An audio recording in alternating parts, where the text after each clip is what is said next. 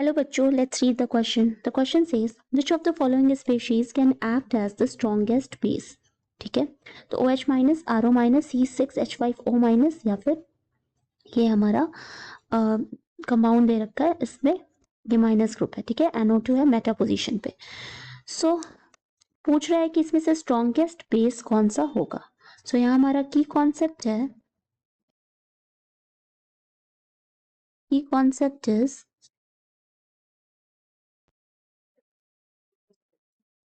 characteristics of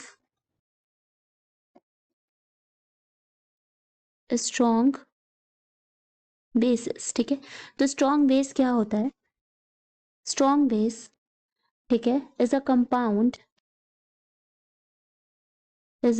compound that completely dissociates, that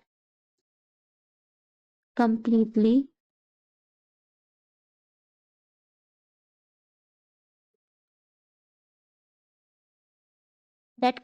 dissociates into its ions when dissolved in water. So when dissolved in water, producing a large amount of hydroxide and producing large amount of hydroxide ions, तो उनको हम क्या कहते हैं? ये वो हमारे strong base होते हैं. ठीक है, तो अब गिवन ऑप्शंस में दे रखा है OH minus, RO minus, C6H5O minus and Meta nitrophenol. ठीक है, तो हम एक एक करके इनकी पहले अगर हम एसिडिटी निकाल लें, ठीक है, कि एसिडिटी क्या होगी, जस्ट अपोजिट. तो यहाँ क्या है, स्ट्रॉन्ग बेसिस वो होते हैं जहाँ OH माइनस आयंस निकलते हैं, एंड स्ट्रॉन्ग एसिड्स वो होते हैं जहाँ इजिली H प्लस आयंस निकल जाए. ठीक है, सो तो हमारा पहला स्पेशीज है OH माइनस. सो ए क्या है, OH माइनस का है. तो OH माइनस में अगर देखें तो HOH ये डिसोसिएट होगा OH minus plus H plus में. ठीक है, नेक्स्ट है बी क्या है, RO माइनस. तो RO माइनस जो है वो डिसोसिएट होगा ROH, यानी कि ये अल्कोहल है हमारा, तो अल्कोहल डिसोसिएट होता है RO minus plus H plus में. सो H प्लस में, सो C6H5O minus. Third one is C6H5OH, that is phenol. ये क्या है, फिनॉल है. तो फिनॉल जो है वो फिनॉक्साइड आयन बनता है plus H plus. And the last one is Meta nitrophenol. ठीक है, तो last one is Meta nitrophenol. So Meta nitrophenol को अगर देखें तो ये हमारा OH एंड ये मेटा पोजीशन पे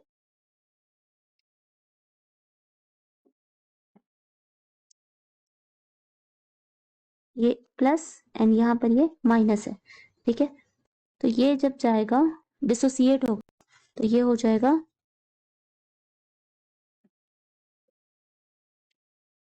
ये हमारा O माइनस बन गया, एंड ये again NO2 plus H plus. So यहाँ पर एसिडिटी का ऑर्डर क्या है? अगर हम एसिडिटी का ऑर्डर निकाल लें तो हमें स्ट्रॉन्ग बेस मिल जाएगा. सो एसिडिटी का ऑर्डर है, एसिडिटी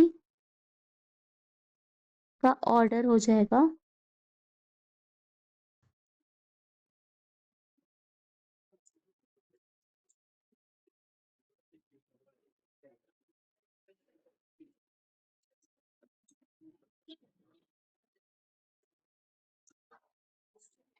मेटानाइट्रोफिनॉल जो है वो ज्यादा एसिडिक है, क्योंकि NO2 ग्रुप जो है वो इलेक्ट्रॉन विदड्रॉइंग ग्रुप है, तो यहाँ पर माइनस आई इफेक्ट आता है.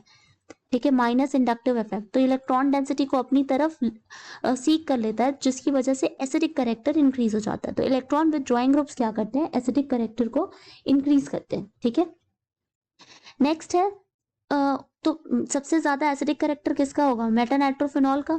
देन फिनॉल ज्यादा एसिडिक होता है, हमें पता है, क्योंकि वहाँ रेजोनेंस स्टेबलाइज्ड है, ठीक है। तो वो जो फिनॉक्साइड आयन है वो रेजोनेंस स्टेबलाइज्ड है, तो इसलिए ये नेक्स्ट हमारा एसिडिक कैरेक्टर फिनॉल है।